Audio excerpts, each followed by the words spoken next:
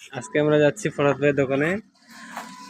সাইনবোর্ডে কি লেখা আছে? সাইনবোর্ডে ফরাদ লন্ড্রি, এখানে মহিলাদের কাপড় সেলাই করা হয়।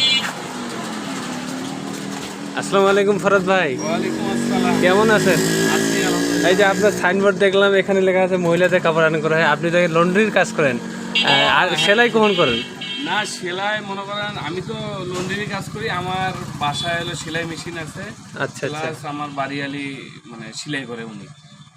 আচ্ছা, এই জন্য আমি মানে সাইনবোর্ডটা দেওয়ার উদ্দেশ্য যেন এখানে দেখে আমার কাছে আসে। মানে আপনার কাছে অর্ডার নেবে? হ্যাঁ, অর্ডার নিবে আমার কাছে, আমি তখন নিয়ে যাবো বাসায়। আচ্ছা আচ্ছা। নিয়ে যাই তখন আমার বউ মানে মাপ নিয়ে উনি সেলাই করে দেবে। তো এটা লোকেশনটা কোথায় বলবো? লোকেশনটা আমার এই দোকানের পিছনেই বাসা আমার।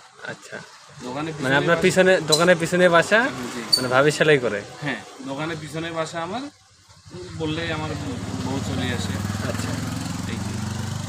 তো প্রিয় দর্শক, আপনারা দেখতে পাচ্ছেন এটা হলো ঈদগাহ আবাসিক এলাকা।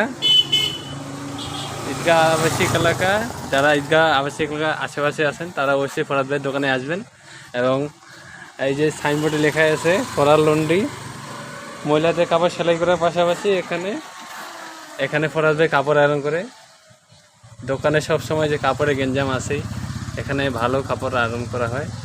তো আপনারা সবাই আসবেন এবং ভিডিওটি যদি ভালো লাগে থাকে তাহলে অবশ্যই সাবস্ক্রাইব করে রাখবেন।